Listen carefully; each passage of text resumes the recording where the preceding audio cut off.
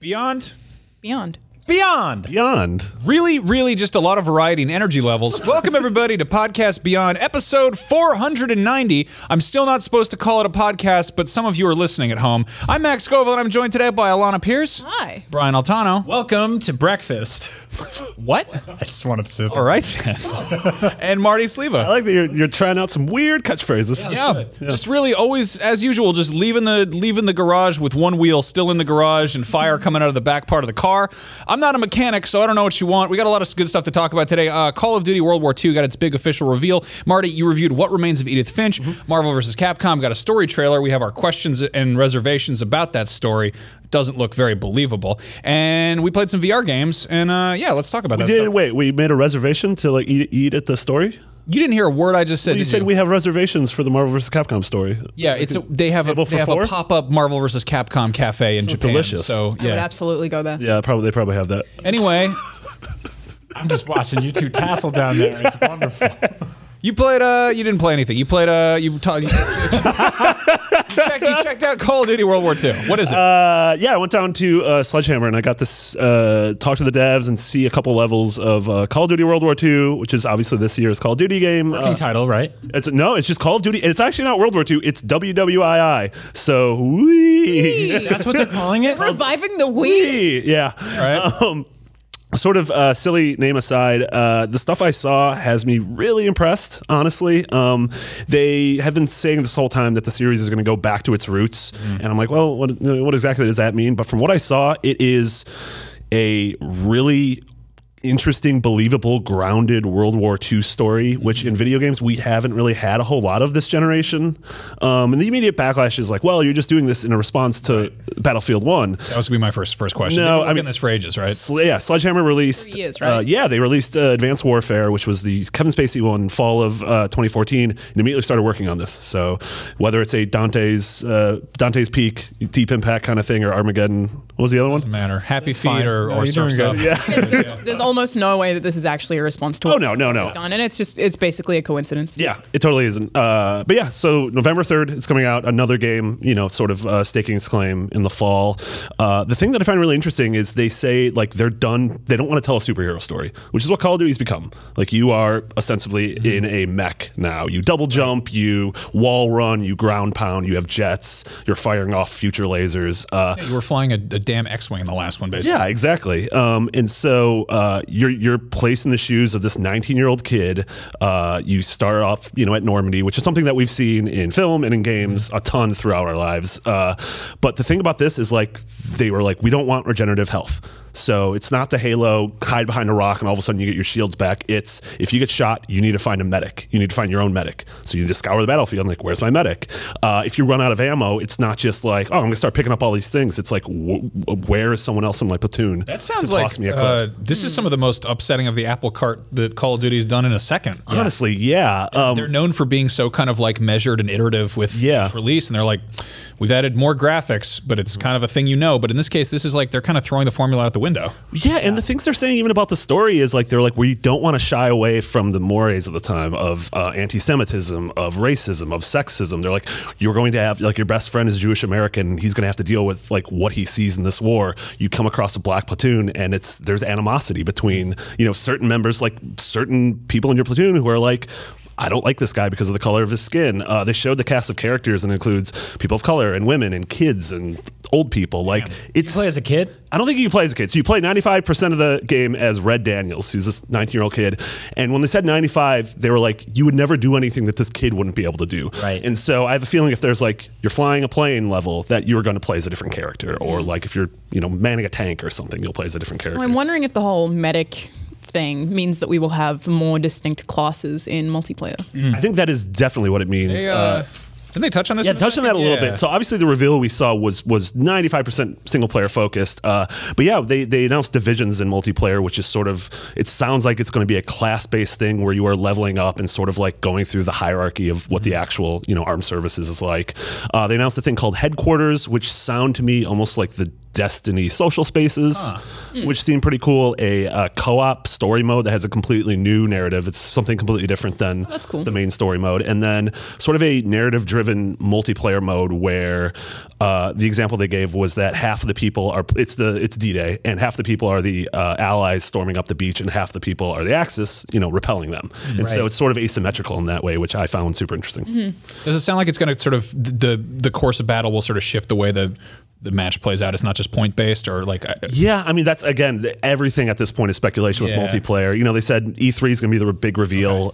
So everything I saw was single player. It looked really great. The D-Day level looked really interesting. Obviously, Medal of Honor did D-Day and early Call of Duty games, but they said they were as everyone if you're handling that is inspired by Saving Private Ryan, but they said whereas that film felt very voyeuristic, like it did feel like shaky cam watching it. They wanted you to they wanted to put you in the shoes of a kid who's that scared.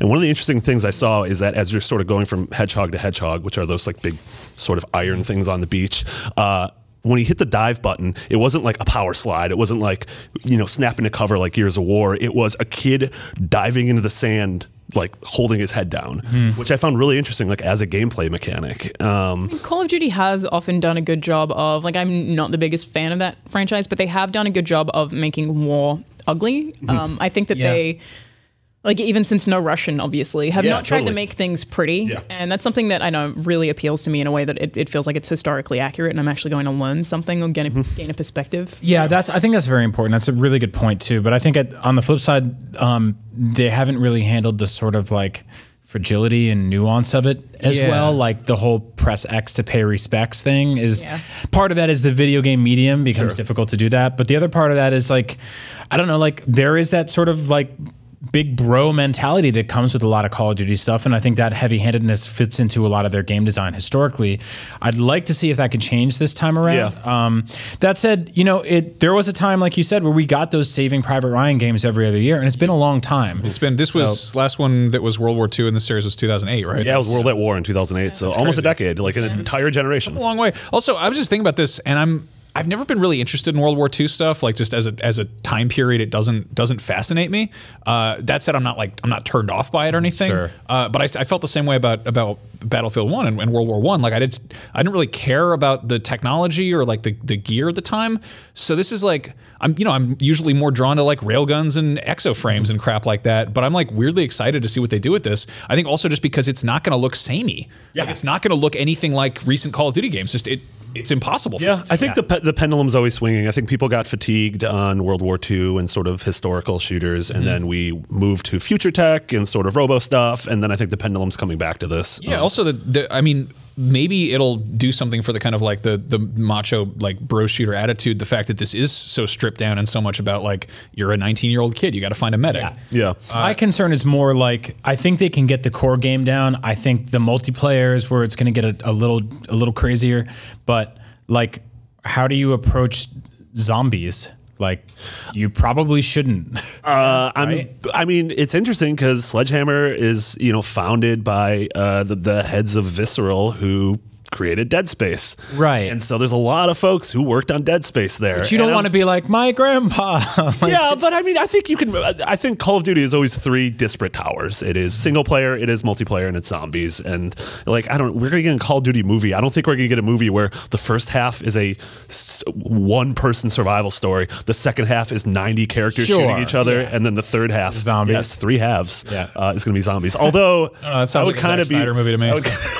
Three halves. I would watch that movie. Fix it in post. I mean, all his movies aren't all Zack Snyder movies composed of three halves. Yes, pretty much. He gives 150%. I don't want to be doing this show in 6 months and we're like, oh, they added the Jeff Goldblum DLC to World War II. I absolutely want that. Actually, yeah, I kind of want that. Honestly, I want to see what do the gun skins look like for this? Are you going to have Hello Kitty I really don't. Garans I mean, the thing is, I think a lot of the people who buy Call of Duty games and play them every year probably don't actually touch the single player campaign.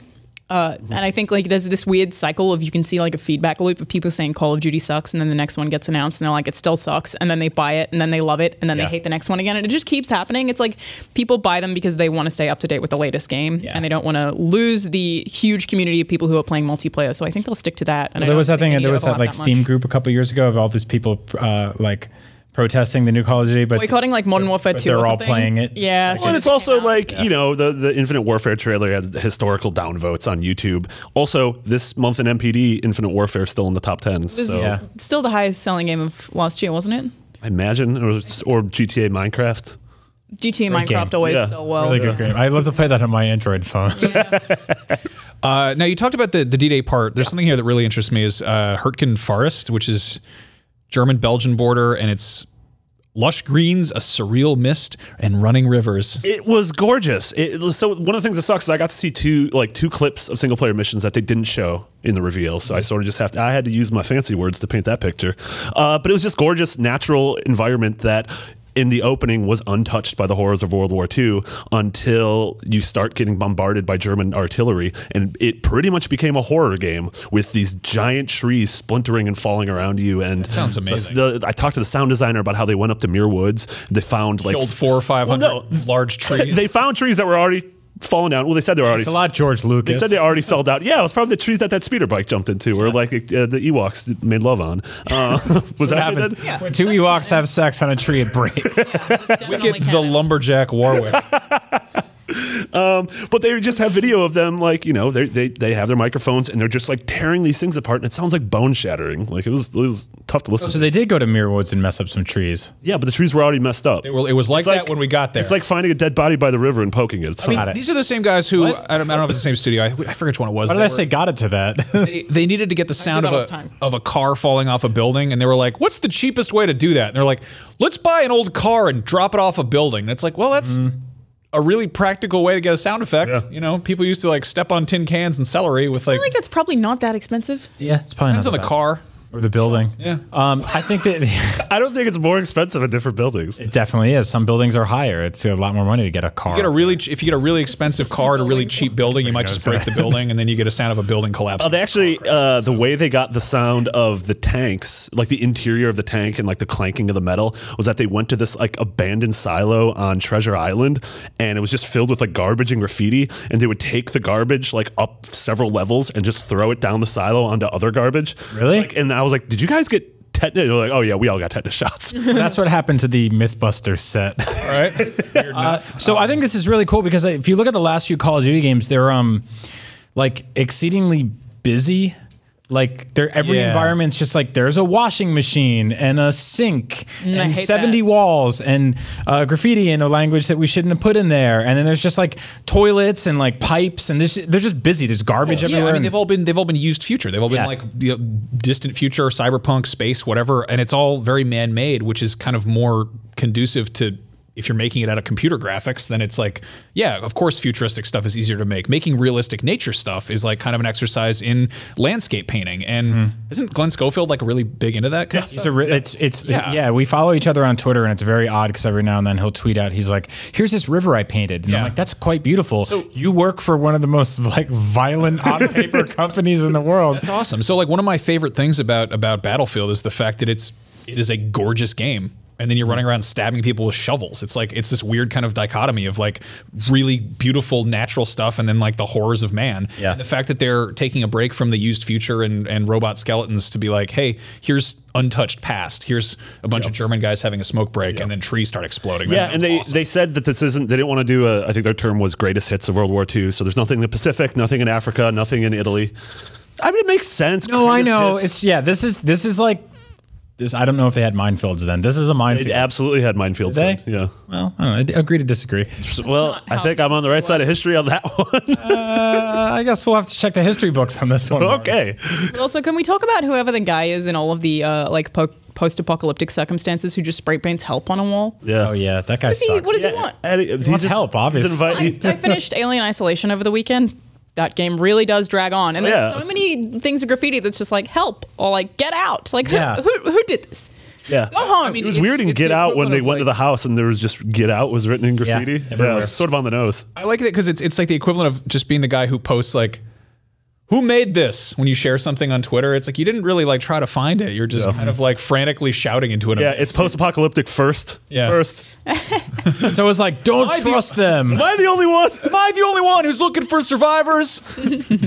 Probably other survivors are too. Yeah. Now moving on, other stuff I want to talk about. Completely shifting gears here. Yeah, these were two very different games you experienced in a week. Both in the first-person perspective. That is very true. Yeah, so you reviewed What Remains of Edith Finch, which is the kind of walking narrative experience from the guys who did Unfinished Swan. Yeah, their first game since then, which is 4.5 years. Yeah. It came out of, obviously, one of the big games of PS3. One of 4 Annapurna games. Yeah, so Annapurna, the film production company, is getting into games, and it's this, and Donut County, and Gora Gora, and then that amazing game that we saw that we will never... The Artful Escape of something Vendetti. Yes. That game was incredible. Yeah, I want to get a hold of that demo and show you guys, because like the demo doesn't exist, but it was probably the most impressive, one of the most impressive demos I've ever. I think that is the most impressive demo I've ever played. Yeah. And awesome. Yeah, as soon as I put that game down, I just looked at the dev and was like, holy crap. Yeah. Like, what the hell have you made? Yeah, I said a bigger curse word when I played it. Yeah, Okay, well, we'll get that game in 5 or 6 years, but in the meantime, What Remains of Edith Finch after your scathing review? Yeah, well, my review's not even up yet because I can't find Dan. I don't know where Dan is. I lost Dan. Well. But yeah, the game, it's the Finch family is this like multi-generational family who lives in this house that is in the middle of the woods that is continually built upon. So there's like annexes from multiple generations. So it's like this family that immigrated from Europe, and they tried to bring a house over on a boat, and the boat sank on the shore, and so they rebuilt that house. But if you look out into like the water, you can see the house is still sort of, the original house is still sort of poking out. Yeah, there are sections of it that jut off into a very like Swiss Family Robinson. Totally, it's all about secret really cool. passages like Webster. Yeah. But then, so the whole thing is this family's cursed. They all die terrible deaths, untimely deaths, and you are the last living member, and you're wandering through the house, and sort of the house is just left at an instant's notice, and so there's still dishes in the kitchen, you know, the TV's still on, and so you go into every room and you experience the final moments of a family member's life through these very strange, bizarre, magical realism short stories, and like kind of metaphorical. Oh, totally. These are all allegories, but it's very pretty. It's gorgeous, and we've seen this game a couple times, and we played 2 chunks, and you're like, okay, I understand what these stories are. Those 2 do not represent anything what the other ones are like. I mentioned, I don't think this is a spoiler, but I got to 1, and they licensed John Carpenter's Halloween theme for 1. Oh. And I'm like, okay, and it totally fits in the story. Right. They change genres, they change perspective, they change art aesthetics. Like They change whether or not you're controlling a human. yes, totally. There's somewhere you're controlling animals. There's I think it's important to note that a lot of people have been looking at this game and they're like, it's a Gone Home style walking simulator. First of all, no. Second of all, this game was in development for before Gone Home was even a thing. Yeah. Which is kind of crazy to think back that far. 4.5 years ago, that was a pre-Gone Home video game industry. But one of the sections we played through, Ian Dallas, who's the lead creator on the game, was here yesterday. He's going to be on Up at Noon tomorrow. And he showed me a section where you're playing as this little kid who eats these like poison berries, opens up her window and thinks she's a bird and just kind of flies out chasing a cat up a tree. And I'm like, well, you don't do anything like that in Gone Home. Yeah. At all. Yeah, and So the animal that's weird. continues. She's telling the story about how she's continually evolving into these different animals, and this is all you're like, this is the story she's thinking in her head as she's dying. Yeah. Okay. And you don't really know why she's dying. I think it was because she like drank cleaning supply. And I think these are her final Well, hold thoughts. on. I don't want to get into spoiler territory. No, too I mean, this is also, this demo's been out there. Like, Well, but also everything is open to interpretation. Like, which is really cool. This is what's interesting about this to me is that Gone Home is entirely realistic. You know, it's I mean, it's, you know, it's still a video game, but like the fact that there's no supernatural stuff at play here, and it's a fairly normal house that you're exploring, and it's all about kind of, you know, unraveling this whole story by interacting with stuff. You talked a little bit about how the interactivity isn't so much there, but everything you're telling me sounds way more kind of exciting because it isn't realistic. It isn't grounded. Yeah, I mean, the interactivity isn't there in terms of like, there's really no puzzles. There's only one path through the house. Like even Gone Home had like a lock or something that you needed to like get the combination You have for. to double back. And Some mild pushback against the player. Whereas this is really smart level design to where you feel like you have agency even though you're being led down a path, which is, I think that's ultimately really good level design. And I think the flow of the house just in terms of the way it's constructed feels really believable. Like in terms of like video game spaces that I've experienced that feel like a place that like this lived in. It's lived in, yeah. And it feels like in a couple years, if I think about this game, my brain for half a second will be like, were you there? To that house? Exactly. Yeah. And one of you guys were comparing it to the Nathan's house in Uncharted. Yeah, I was talking about that. I think that in hindsight, that might be my favorite part of that game is the attention to detail when you're just going through his house and being like, oh, they left all the crap out in the bathroom. I'm sort of relieved that my bathroom is messy too, because that means I'm like Nathan Drake. Yeah. Basically Nathan Drake. I'm a treasure hunter. But no, like good half tuck. I mean, it. But no, like the reality or the kind of realistic nature of the house. Like, I'm really excited to see this if it's kind of like an interactive like still life. Yeah, and you're just going and around it is right. Like, and that's one of the things I talked about with Ian was like, I brought up '90s sitcom set design because I'm terrible at doing interviews and I'm weird. But there's nothing really believable about like the kid's bedroom in Full House, right? Like, it's like a bunch of like 40-year-olds got together. They plastered some they did that sponge texture thing on the wall. They plastered some sideways like baseball posters or something. There's a pennant that says sports on it.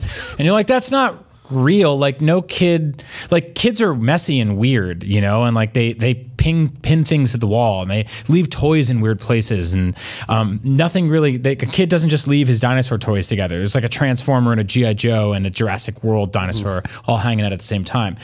This game feels like they built a believable space that, like, when you're like, this kid's weird and artsy, he would draw on this wall. He would draw on this corner.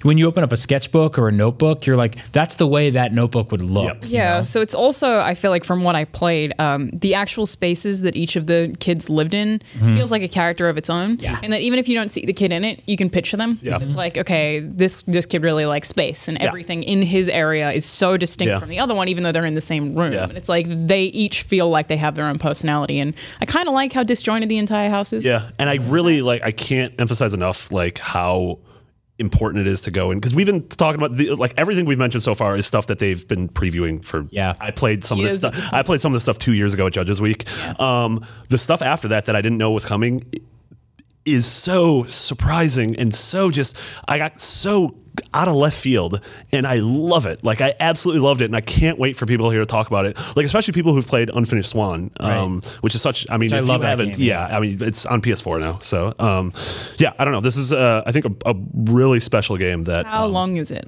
Very short, under 2 hours. Okay. Yeah. How about replayability? Like, what's? I played it twice in a row. Okay. Literally in a row. I finished it, and then I went back, and I was like, oh, all right, now that I understand the family tree, I want to go back. And so when they're referencing this family member in this person's story, I'm like, oh, you were his brother. Yeah. Right. It's also really fascinating to watch from the perspective of like the outside looking in and seeing a small game studio develop. Because if you look at just the Unfinished Swan on sheerly like a technical level, or even just the amount of colors in the game, if you want to get even more reductive, this is like a full-fledged, gorgeous 3D game that I think like stands up next to some of the better looking games I've ever seen.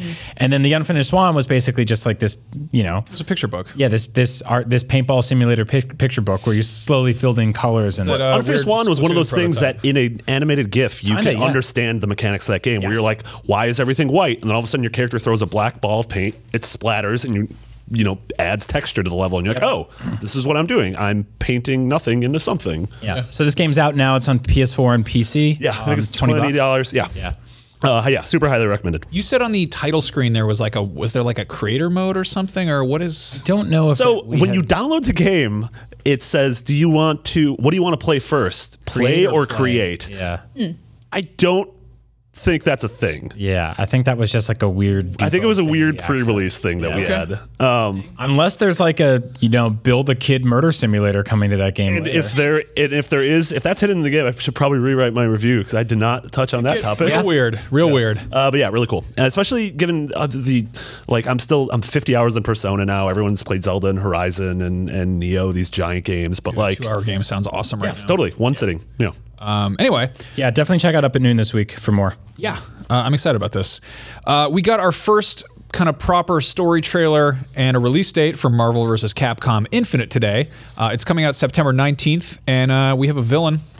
You guys want to wager a guess who the villain is, even though it's written down on these papers in front No, of you? it's not Magneto. It's not Magneto. I know it's definitely not Wolverine. It's not Wolverine because Wolverine's he's a good man. No, he's not. It's Very good, this he's a good game. boy. Yeah. No, so it's Ultron from, Avengers and Sigma, the bad guy from Mega Man X, and they've fused together to become Ultron Sigma. That rules. go creative with I'm that. sorry.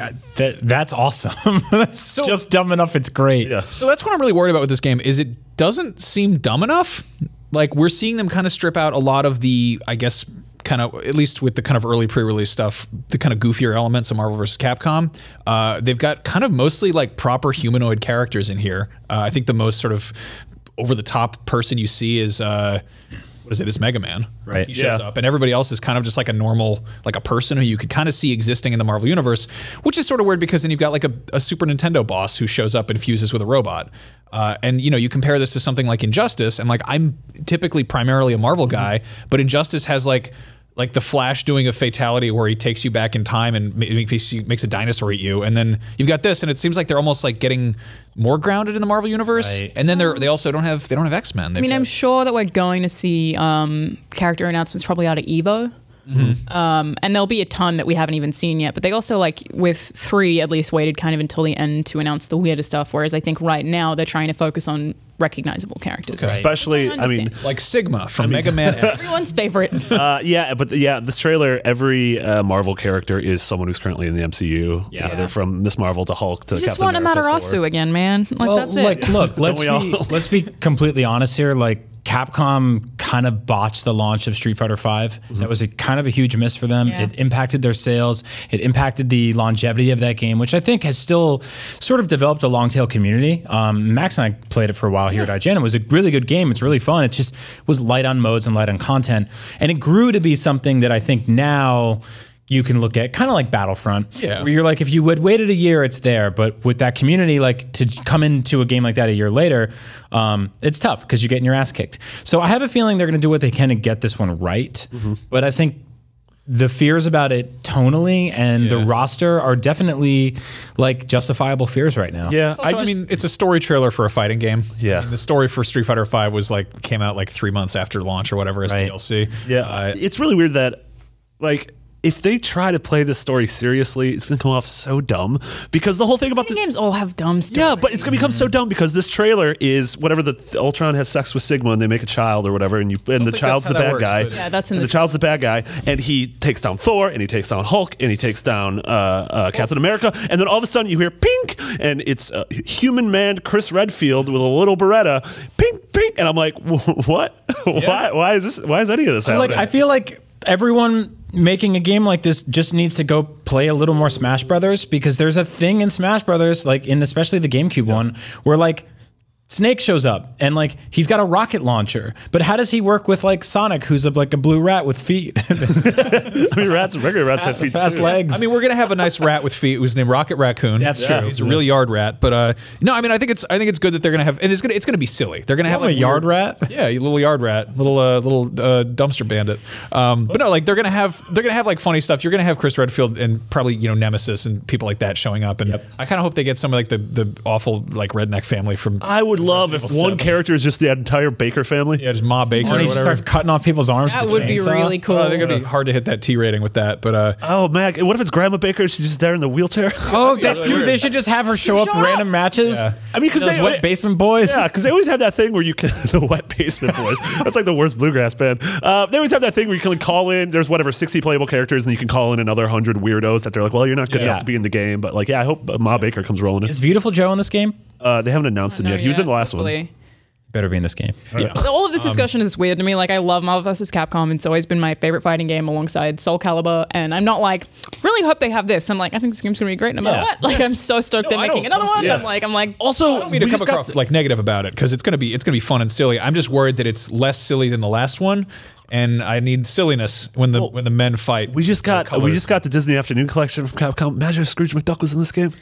You were just pogo bouncing on fools. I mean, so good. that would be one upside to Disney owning Marvel and Yeah. being like, let's keep it to the MCU and stuff. It's like, okay, well, let me get Gizmo Duck in I there. want to be. I don't know Running when over that will people get with his announced. I wheel. hope it's E3, but I want to be front row at the press conference when they're like, "Sorry guys, there's no Wolverine in this game," but Bump, bump, bump, bump. everyone's like, "What the I mean, they made Star Wars characters work in Soul Calibur. Yeah, I mean, They worked quite well. Yeah. Like, you could, in theory, do that. That was so weird. It was super weird, but it was great. What I love is that with this kind of game, and you see this with I think with Injustice 2 and Smash Bros, is when there's that kind of like pedantic mentality to be like, that's not canon. It doesn't make sense. He would immediately kill that hedgehog with the rocket launcher. It doesn't. The second you just steamroll past that, you're just like free to have fun, and it's Toy Story. Yeah, and you're like, these things shouldn't be together, but they are, and screw it, we're having a nice time. Yeah. Everyone laugh together. Yeah. Laugh with me. Please clap. Yeah, I think what sucks is people coming from the old games who were really attached to a lot of those now Fox-owned properties, Sony-owned properties. I think it's going to be good. That being said, I don't think. I mean, I think they've said like Wolverine will be in this game. Zucker Barrage. Yeah. Did you say Zuckerberg Barrage?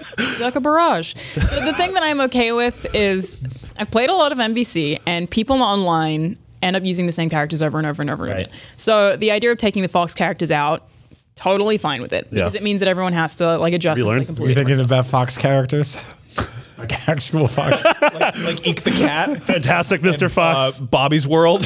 I don't think you know. Oh, wait, you were thinking of Fox like daytime. I like the idea that like if Fox doesn't have any of the X-Men in this, they just come back and they're like, yeah, well, fine, we're making our own fighting game, and it's got Fox Kids Afternoon, and it's got Fox Mulder. It's got Dennis Hopper from Speed. Basically just Bobby from Bobby's World. Oh, that guy had a weird head. He was football head before Arnold. Yeah, don't you know? Yeah. Oh boy. No, I mean this is gonna be a good game. Just on the fact that I mean they don't ship crappy fighting games. Like Capcom doesn't do that. And, I mean, I love MvC so much. I think it's gonna be great. Also worth noting that this isn't numbered. This isn't 4. This is infinite. If you remember how they released the last one, somebody look this up. Somebody look up how many different iterations there were, because it kept going. It got to be there was just 3 in Ultimate. Wasn't? No, didn't it? No. I mean, there were 3. There was 3 Ultimate, and then they re-released Ultimate. I thought they kept adding more and more like little tidbits. I don't think so. Really? Well, Capcom counts like about it. Capcom counts like a child does. They're like 1, 2, 3, Super 3. Yeah, but then they're like Ultra, 3 champions. I mean, I really don't like that Capcom does that. Like, I love Dragon's Dogma Dark Arisen, and I played Dragon's Dogma, and Dark Arisen is better if you play the first one, but it's like you wait a year and you get a much better game. Yeah. And like I kind of feel the same way about Ultimate. Well, in this case, my point being that it's called Infinite, not 4. And the fact that it's called Infinite is leaning into the fact that we are in like a DLC age where they're not going to ship a second. I mean, they probably will do like a Game of the Year edition that has everybody on disc. Yeah, I mean, we're also leaning into the fact that a year and a half from now, the biggest movie on Earth is going to have Infinity War in the title. It's a good point. Yeah, there's that too. Yeah, because they show Thanos' like weird hand with bejoozles. And people are going to be so confused when they're like, so if Ultron's dead, where's Sigma, and how are they going to have that child with those fancy rocks? Yeah. I really hope they get into the bizarro, sexy fireman stuff they're doing with like Street Fighter V right now. Like they just announced new character skins for that game, and they're like cheerleaders and firemen, and it's like Ken comes out and he's like, "Where's the fire, ladies?" Like, hope they do that with Ultron. He's just like buff and just like a purple spandex. Yeah, Everyone's like, "What's wrong with this?" I hope Scarlet Witch comes out and is like, "Why are you having sex with Sigma? What happened? We were a couple." It's like, well, you're dating the Vision. You're not one to talk if you don't want to. Oh wait, Vision and Ultron are different people. That's right. Totally quite different. I mean, they're both voiced by. No, they're not they're both voiced by Paul Bettany. Shocking. Marty doesn't know a thing about Vision. Oh, I got new glasses. Anyway, Glasses. speaking of glasses and being able to see and lenses you put on your face. Pretty good. Yeah, that was an okay segue. I'm okay with that one. It's now time for our wonderful segment, What VR Playing? The #1 Dracula virtual reality segment. I finally dusted off my PlayStation VR this weekend and checked out a bunch of stuff that's been sitting on my shelf, and Can we talk real quick about why that took you so long? Because you were mentioning to me that you kind of like, you got it for Christmas, you kind of like haphazardly set it up, and then realized that like that's cumbersome, and then to actually get it out, and then you realize your style of play was kind of like, you want to grab a controller and hit the button and start going. And I feel like you played a ton in the first like couple of weeks. Yeah, because right? I was on Christmas vacation. True. That's. I thought you were going to say crystal meth. I didn't know. I was super I was in a real K-hole, all right? But no, like, I mean, I got it out of the box, and it was like, my mom was like roasting a turkey in the kitchen, and I'm like, Christmas! Mine Star Wars didn't come with Battlefront. Yeah, that was weird. You got to download it. It's free at launch. Job You hit play, you didn't hit create. You know, like, I mean, the first thing I did was like, okay, I'm not even done on opening the rest of my presents. I want to fly an X-wing right now. I need to do that. Excuse me. And I just was like, I put everybody to the side. And the reality is, like, this moment I was like, get out of here, you old you old biddy. I totally thought you were just gonna call your mom a bitch. I thought he would say bird, but then I was like, no, that's a turkey. Yeah.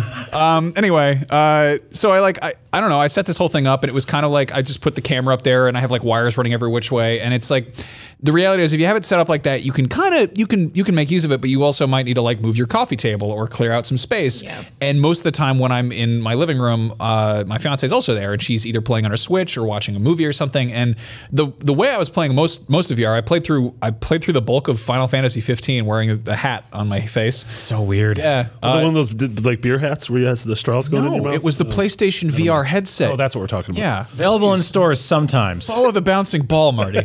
But no, like, and what was annoying about that is it's it's like a little 720 screen floating in front of your head, and if you're playing in like a weird dark room and the lighting's screwed up and you're off center, the camera starts to drift and you have to like repeatedly reset it, and then that's not even factoring in the bad camera controls in that game.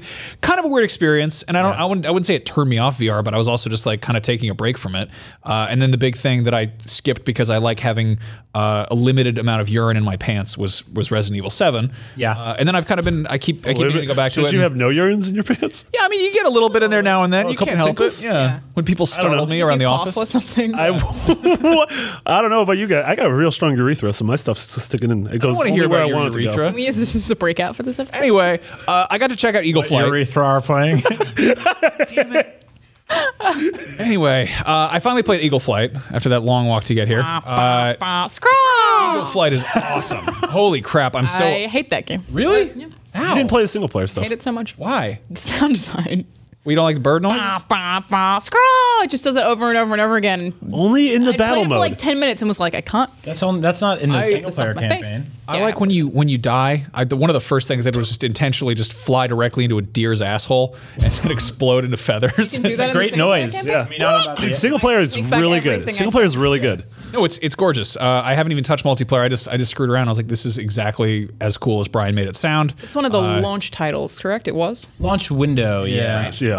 They've also What I like about that game is it's got the polish of a Ubisoft game, but it feels like a cool indie game because I think it's both. Yeah. And it leans into the fact that like PSVR stuff inherently doesn't look as good as like playing something in 4K on a Pro. So it's got a decidedly kind of charming and unique art direction. It's not striving for realism. It's cartoony. And it's also about the apocalypse. Yeah, it's weirdly like beautiful, but also kind of dark in like a very quiet way.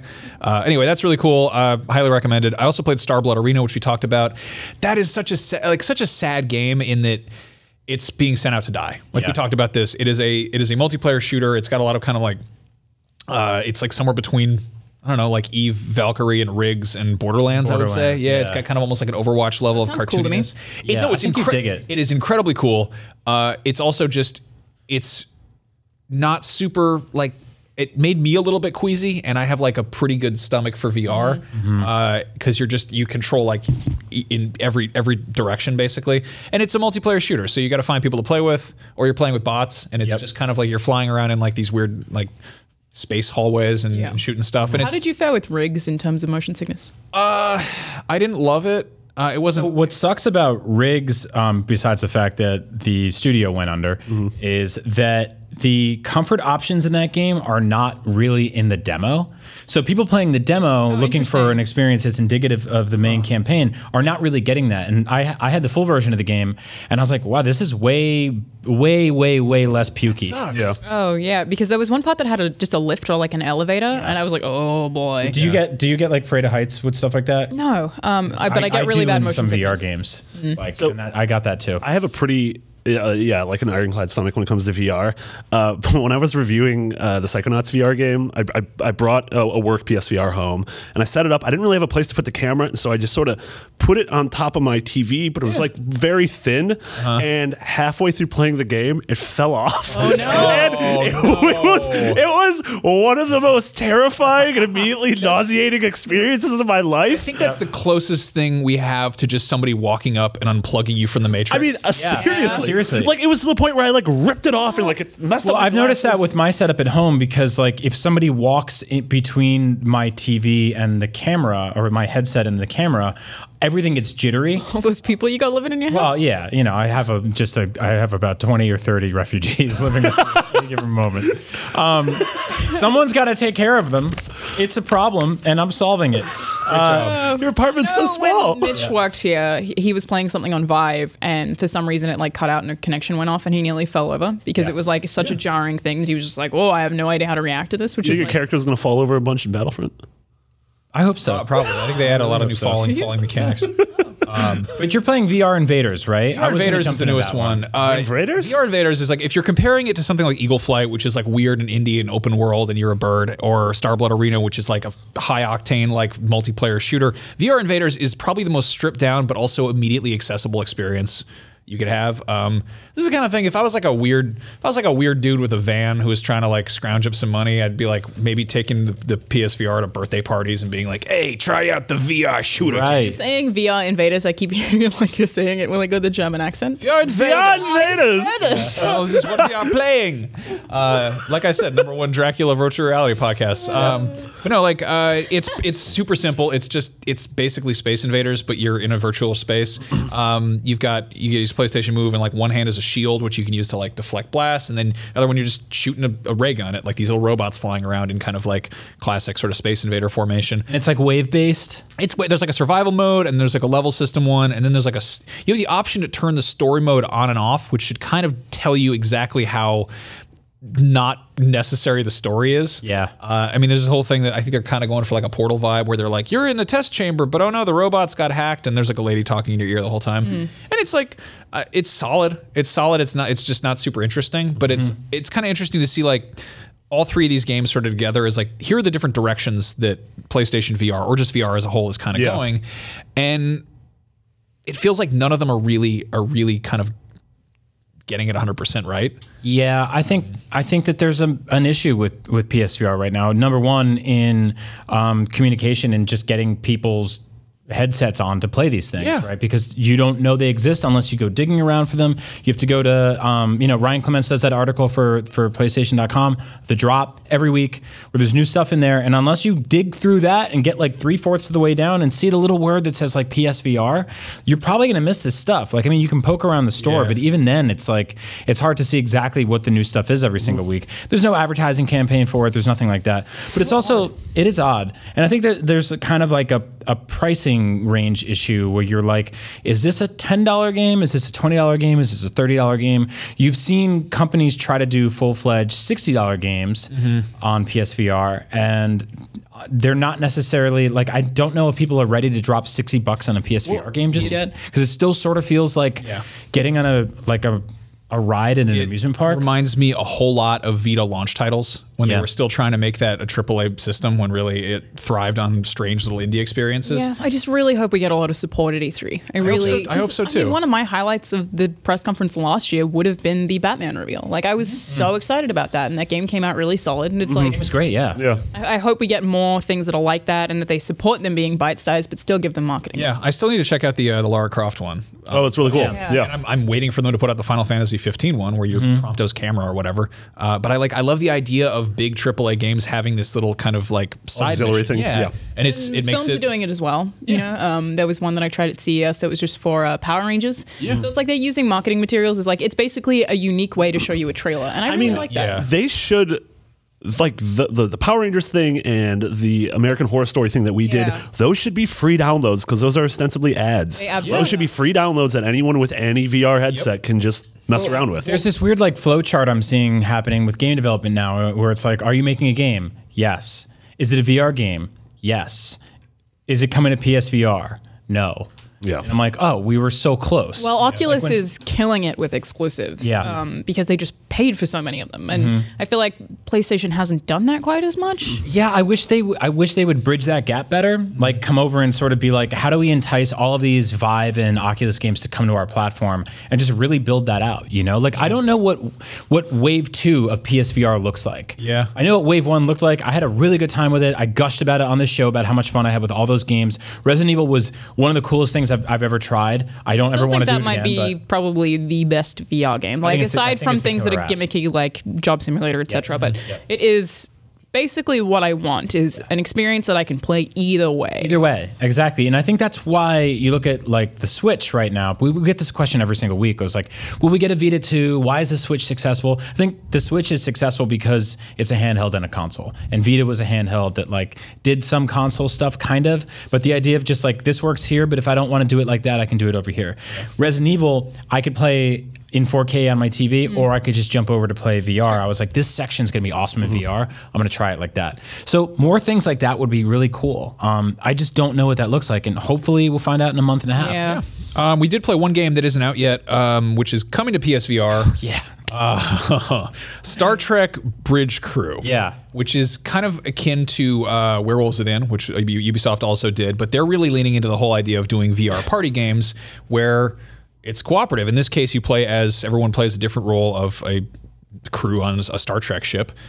They kind of made their own ship that sort of actually streamlines the controls. There is a mode where you can switch into like original series. That's cool. Where they went to a really accurate recreation of the Enterprise bridge, where all the buttons are like little resin like cast in like margarita ice cube trays, and like nothing actually has a point to it, but like hardcore Trekkies have gone in and like really like figured out what everything should do. Which is, I think, a really fascinating approach to game design. Is they said, we need to make something that looks like the Enterprise, but it's also got to function as a game. It's always like when you hear people being like, why don't they make a game in my town? Like, well, because your town's not designed like a game. Like your town kind of sucks.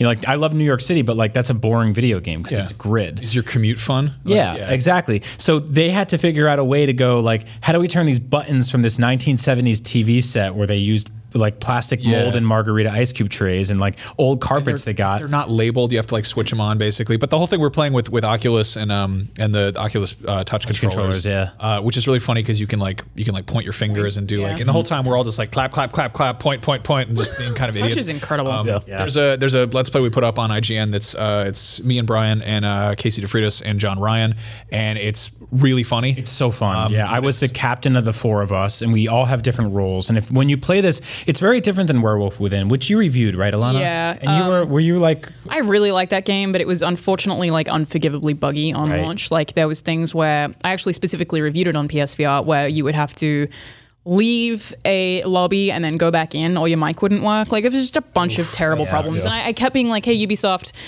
are there going to be patches? Are these going to be fixed? Because I will delay my review. And they were like, yeah, maybe. I don't know when. I was like, I just have to publish it with, I think it was like a 6.5 or something. I was like, I have to do it. Like, I really like this game, but it's broken. So this one feels a little more polished. I think what's cool about this game is instead of being like, which one of you is the werewolf? It's like every one of you have a clearly defined role to an extent.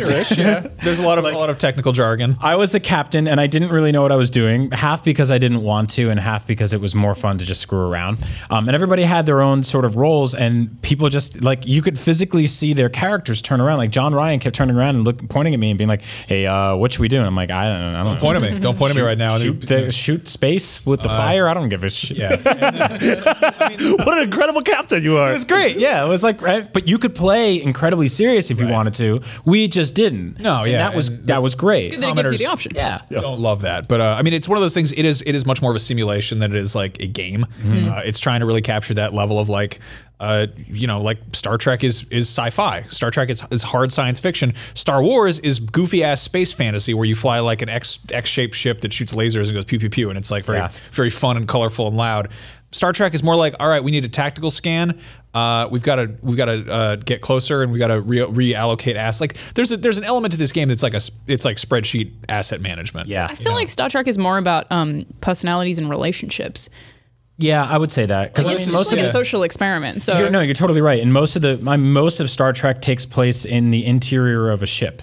Right. Whereas Star Wars is like, let's go to this planet and watch this frogman die. I mean, we're getting in the weeds here, but like the thing that really worries me about this is that it's for the possibly just the smallest like pinhole demographic possible. Well, do you think that you need to be a Star Trek fan to enjoy it?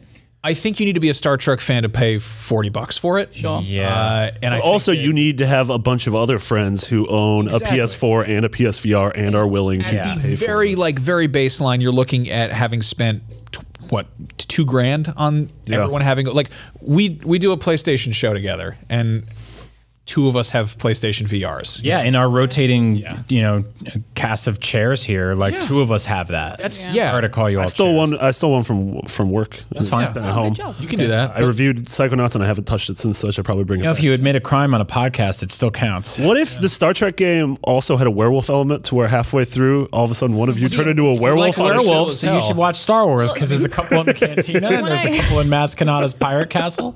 When I reviewed Werewolves Within, I didn't mind that I was playing it with strangers. That actually was really fun. Like we ended up kind of getting to know these people that I was playing with for several hours, and I assumed that Star Trek would function the same. Actually, yeah, you're totally right. Yeah. I think the way we played, I would only want to do that with close friends. Like if you want to play goofy, I guess you can hope that you'll get together this improv troupe online, but get like one of our angry commenters who said like get real Star Trek fans in there. These guys are idiots. And it's like, we are idiots. We had this running joke when I was playing Werewolves Within for review where almost every single time the werewolf would be black. It would be one of the black avatars. We were like, this game is statistically racist. Wow. And it was like 75% of the time. Wow, that's really weird. Yeah, it was intense. We had I didn't mention that in the review. let me push back. Why do you think that a black werewolf is a racist? No, it's like the black character would end up being the werewolf. You don't have to answer whatever I just asked you. It was garbage. Okay, It's good. just Anyway, it was a trap. In this case, like I love the idea of this. I thought that was a story that would never be told on a podcast, but it did. No, it's here. This is about honesty, okay? Yeah. The number one honesty Well, it podcast. actually happened. So, have you guys ever played Space Team? No. Yeah. It is a game you play on your phone. It's on iOS. I think it's $1, if that. And basically, it's the same like core experience to Star Trek VR, but it costs you $4. Essentially, everyone has like a different display on their phone, and you pair locally with Wi-Fi or with Bluetooth or whatever. And one person you're all shouting out orders to each other like a Star Trek bridge crew. Yeah, it's like one of those like you need to raise the thrusters. Who has thrusters control? And you're like, I think I have And thrusters it's all control. like intentionally goofy, over the top jargon.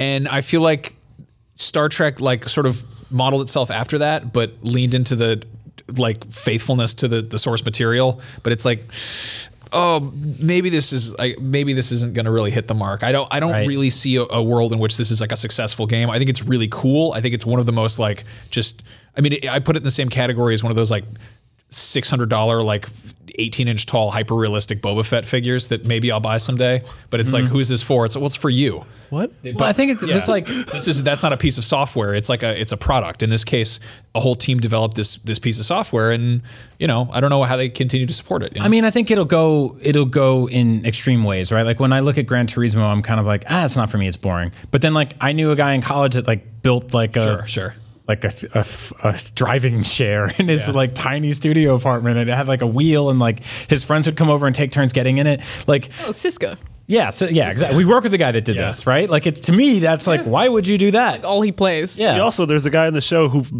halfway built a mech cockpit in his living room. Yeah, that's His true. name's Max Scoville. Now I just have like He's adult. I just have a red car chair from like a Toyota Land Cruiser sitting by my door. Yep.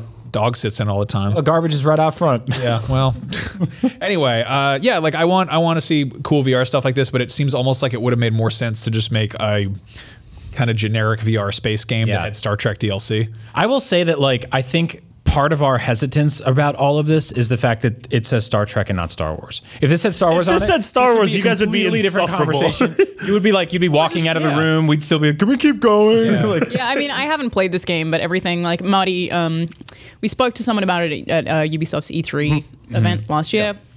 I'm sold on it. Like, I think it's a really cool social experience. I also really love Star Trek, but I feel like what Werewolves Within did successfully is one of my favorite things about VR, and the biggest appeal for me there is, being an Australian living in the US, this is stuff that I can play with people who live in a different continent, and it's not, like, the worst thing about calling someone back home is that every conversation is like, how's work, how's the US, how's Trump? It'd be cool if we could just, like, have fun like we did when I lived in Australia. So, like, I love this kind of stuff because it bridges this gap, and it doesn't make small talk. Weird. I feel like we've talked about this, like what a good date is, and a good date isn't in an interview, a back and forth interview of like, what do you do? Where are you from? Totally. It's doing something. Yeah. It's like doing an activity, and conversation bridges naturally from that. So this is like, instead of talking about Trump, you can be like, our ship interior is on fire right now. Who's that guy?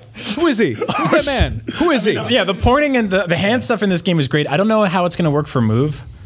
Like for move In theory, controllers, you like, won't be able to. Yeah, I mean, I think you'll just be able to like pinch and stuff like that. But we were doing stuff like funny claps and we like did a lot of funny points. claps. I did like What I double like to air. s- Well, I think we're going to pom-poms. get I don't think that's what PSVR that is. controllers Those are soon. pom-poms. Those are pom-poms? I cheerleaded all through college. Sure led.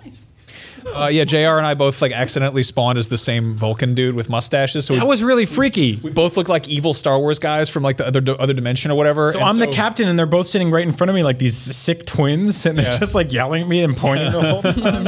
I think honestly, if you are even like a mild Star Trek fan, you owe it to yourself to try this in some way. Yeah. Also, the interesting thing with this is if you play online and get mashed up with strangers, chances are you have something in common, and it's that you like Star Trek. Yeah. You own PlayStation VR, so Yeah. yeah. I mean, That it's you're a just, big fan of the pointing. I guess my concern is just multiplayer with VR just means more people have to buy VR headsets, which is a difficult thing to do, not just because it's $400, but because you have to find one. This isn't PSVR exclusive, though, right? No, you guys played it on No, Oculus. we played on Oculus. Played on Oculus. Yeah, so yeah. Werewolves Within was multi-platform, so you could play on PSVR with people on Oculus or Vive. Oh, really? See, that's what these multiplayer games need to do. That's is it cool. needs to be like whoever opted in to buy a hat, you can all play together. And just the sucks lobbies were because it's- constantly populated. It's like if you're on Oculus and I'm on PSVR, you're going to be like, what's wrong with that dude's fingers? Yeah. Yeah, but I really think He's always that got fists. Why is he always so angry? we have to get PSVR controllers at some point. Yeah, I really hope so. It's got to happen. What, are you saying that the 7-year-old Move controllers aren't good enough? Yeah, no, they're not great. The things I use for Yeah. Datura? Maybe we'll get some of those at E3. Yes, sir. Now it is time for the show to do rapid fire, which is where we go to our lovely Facebook group full of wonderful people, which is facebook.com/group/podcastbeyond. Groups.com. Groups.net/cloudsupport.wmv. Don't go there. Don't go to that website. That's not a real one. Eric Bernstein asks, who is your favorite villain in a video game? That's a great question. I think it's Ultron Sigma. You haven't played that game yet. You can't say It's GLaDOS. Really? Oh, yeah, I think, yeah, she's up there. That's a really good one. It is a really good one. I mean, like Big Boss. Yeah. You could argue Big Boss. Andrew Ryan. Is it really, Yeah. Andrew Ryan's a weird thing for a speaker in a ceiling to say. That's such an Andrew Ryan thing to do. Vintage Andrew Ryan. I think, Sean Finnegan, would you kindly not interrupt the show? yeah, that was really good. That was from the video game. I get it. I really like, I believe his name's Harmon in Killer 7. He's like Yeah. an old man in a wheelchair, and you're like, that's not threatening at all. But like, You are he's the only reason the entire game Played exists. Resident Evil 7. I know what's up. Yeah, what's her name? The mom in Silent Hill who's sacrificed her daughter and she's the whole reason Silent Hill's a bad place. Yep. Yeah, Silent Helen. yeah Silent Dr. Hill. Robotnik Stop. You puts all those animals in that garbage can every day. Jared Petty. Anyway, moving on. Obviously Ganondorf. Sorry. Yeah, Ganon's really cool. What's it? They found out his last name. It's Dorf. Yeah. No. It's Ganon. Same as Ganon. Ganondorf. I think it's Draglin. Oh yeah, that was from like 20 years ago or over 20 I years love when ago. it's like- That was in something, and they're like, "Yeah, it's canonical," and everyone forgot about it. Yeah. Okay. Just Ganon. Weird enough. David Fuller asks, what are your thoughts on Night Trap, the infamously goofy, bad FMV game, getting a 25th anniversary, Today's my 111th birthday. 25th anniversary edition, while many good games have not been remade? I've never played this game, and I probably should do that. Right?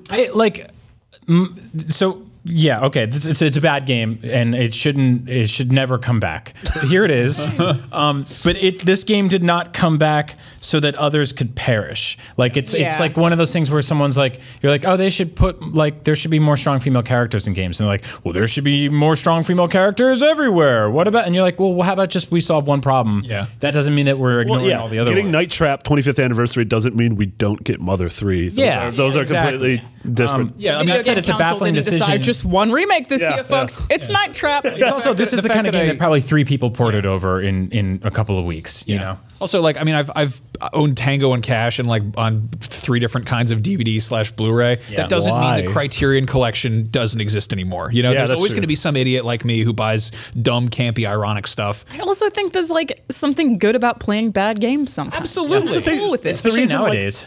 It's the reason there's so many versions of like Plan 9 from Outer Space. They're like, you're one of the worst movies ever created, but like you're important. reason? You're important. I Yeah, think you yeah. can learn just as much about how things are made from a bad execution as you can from a good execution. Yeah. I mean, I love the work of John Carpenter. He's a conceptually fascinating filmmaker. He makes a lot of kind of bad movies. Yeah. Makes sense. I'm okay with that. The cool thing about this is that like I feel like people are going to buy this. First of all, it's getting a physical release, which is insane. But people are going to buy this and they're going to play it for the first time and they're going to Twitch stream it and people are going to watch it. Like, what the hell is that? Are any of those women still alive? No. They all died in the Night Trap. Oh, is that 25 years ago? Spoilers. To This This is like Wait, one of them was a famous actress, right? It was like Dana Plato or something. I believe Danny I could DeVito. totally Danny be getting DeVito? this wrong, but one of Brinkley? I believe one of the characters in this game is from the hit TV show Different Strokes. Are you really? No, yeah, and there's like there's rape in this game. Like this not. Is there? It's a very violent, like mature game. It told through like crappy old FMVs from 30 years ago. All right. So yeah, it's got a weird place in history. I thought it would stay there, but Let's hope we Here we are. get 4K Sewer Shark. Yep. Stephen Cox asked, "Would you play a Simpsons RPG in the same vein as South Park Yeah, Stick dog. of Truth?" absolutely. Yeah, dog. No, Yeah. No. no, I wouldn't. Why? Yeah. I would play almost any What's wrong with 10-hour RPG. Why would you not? Those. Do you not like The Simpsons?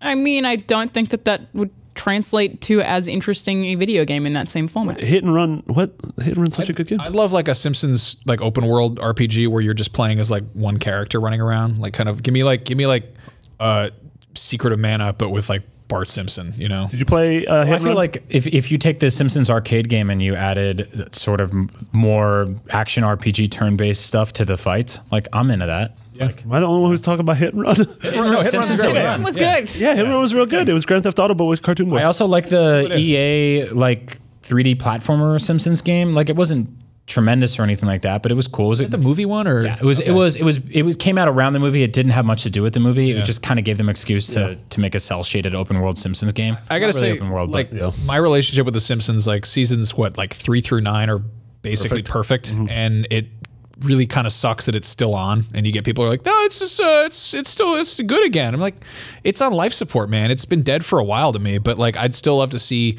like video games and stuff based on it. I I mean, I'll be completely honest. I didn't like the last probably season and a half of South Park, and that's somebody who's watched the show his entire life and every episode, loved the movies and stuff like that. And I love the last game, and I can't wait for the new one. Like it bums me out when it gets delayed. So I think that like one, you can have one without the other. Yeah, I think also like a show that's been on for that long, it's like as a show, it maybe is kind of. I mean, Simpsons did it. It's kind of played out, but like you can do so much weird stuff in like give me like Bart versus the Space Mutants modern. What about that American Dad RPG? Yeah. You guys still here? Yeah. Is that a thing? No. Family Guy one as well. No, I don't want Right. that. Anyway,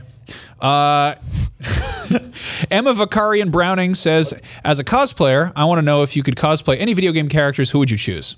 I've answered Really like this this many times. Tyrael from Diablo. Really? Yeah, Is 100%. that like That's the- a lot of prosthetic spikes? Just cool armor, right?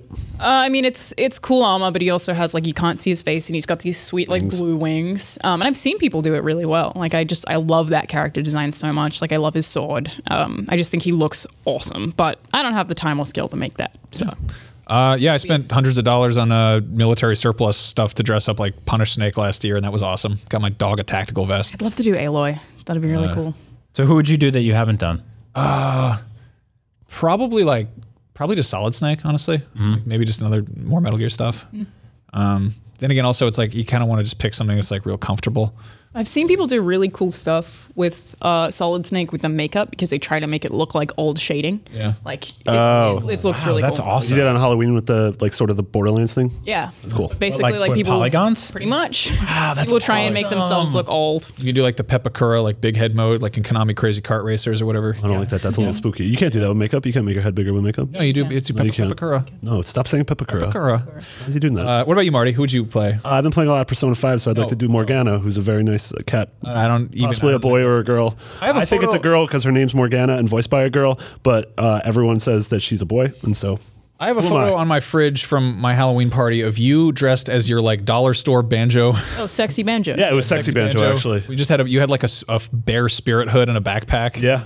And then you're the top notch Willy Wonka, so it's like some real awful. Wait, if we're ranking the best 4 costumes of that Halloween for the 4 of us, I feel like I was in the running. You were one of the 4. The people in the 4 people in this room who were at that Halloween party. Yeah, you're Anyway, definitely one It's of definitely the 4. James Keegan asks, "Where is The Last of Us and Bloodborne action figures?" This is a great question. Seriously, we get tons of like high-end statues and stuff for certain collectibles. There's been a handful of like Bloodborne statues. We were talking about one on Up and Doing this week that's like $600. It's a Last of Us statue as well, which is really nice. Yeah, Is it really? I don't think I've seen that one. It's gorgeous, yeah. What's it? me a What's friggin' going action on that? It's just got Joel and Ellie kind of it's got a huge base, and they just the collector's edition one, or is it like okay? Yeah, is he too trying to swim in a cool palette? separately as well. Okay. But fun fact about that one: apparently he originally had a watch on, and they had to remove it from every single one of them because it was like there was a change in design when they were making that collector's edition. So they had to like literally sit there and cut the watches off of every single one of these. Wow. It was either that or the opposite. They had to put them on, but it was like something about that really they had weird. to like change. Well, that's the secret ending of the game is that there's no watches. That's true. All the watches turn into cordyceps. Yeah. No, but that's to touch back on this. Like Naughty Dog's gotten, or Sony, I think, has had like a handful of like decent action figures. Like NECA has that player select line. Yeah, they do. with Nathan Drake. Nathan Drake. We got Drake. We There's got a lot of good Sackboy ones. Yeah. Yeah, they did like again though. It's like 2017. Like, what are we doing with Sackboy? Give us Haven't even seen a nice, Crash give us a nice Bandicoot. knack. I would buy like a decent, stupid looking Crash Bandicoot too. figure. Yeah.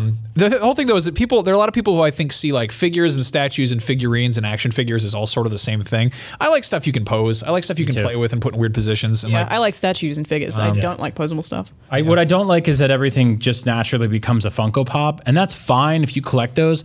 But people are just like, "Oh, you want like tangible toy-shaped merchandise? Here's your Funko Pop." End of story. So I think- I'm kind of like, "Well, make those, and then also make." Well, no, the way that that's happening though is that Funko is reaching out to get the license and then taking it and making things. So the actual answer to this question, my guess, is that nobody has pitched it successfully. Right. So someone like Nika basically has to go to Sony and be like, "We want to make these. Here's our plans. This is what we're going to make," and then they make them. Like it's that no one's tried to. Yeah, I mean, I would love that. I would love an alloy. Like that would be so cool. yeah, I feel Yeah. like we might get one eventually. I want a- somebody to just go make that stuff. Like Yeah, team like up on that. front. McFarlane, they could do some pretty cool stuff. Yeah, McFarlane's doing Destiny 2 stuff. Mass and Effect. Titanfall. They're doing Mass Effect, yeah. Titanfall. They still do Gears They're of doing that War. weird like color tops thing though, which is like 7-inch figures, which aren't posable, and it's going Right. back to the McFarlane toys of like the early 2000s. Well, the thing when is, they were usually statues. do both though. Like we could talk about toys. There's also that reaction. There's that reaction line. Like, I mean, I feel like if Funko's reaching out already, they can make action figure shaped things that don't have to be those bobbleheaded, dead-eyed baby things that they make. They do have a few different kinds of things that they make, but I think that they are all very ugly. Yeah. Unfortunately. Yeah. Yeah. They're, you can get them into Walgreens, and I think that's where people collect. Yeah. Yeah. You could always just get yourself a Nathan Drake figure, just draw a big beard on him and give him a flannel shirt, and then get yourself a nice Joel.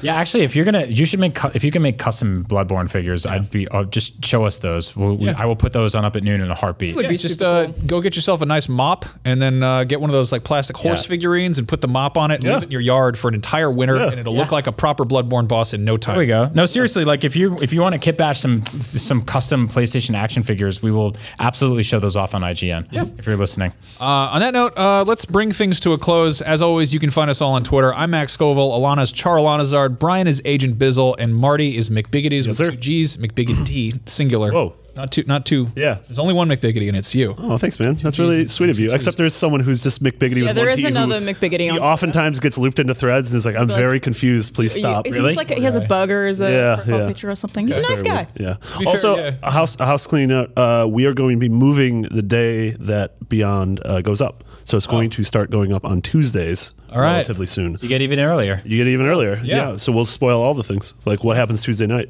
Yeah. What happened? We realized that like all of our IGN podcasts publish on the same. A bunch of shows go up on Wednesdays and we're like, that's kind of silly. Yeah. Yeah.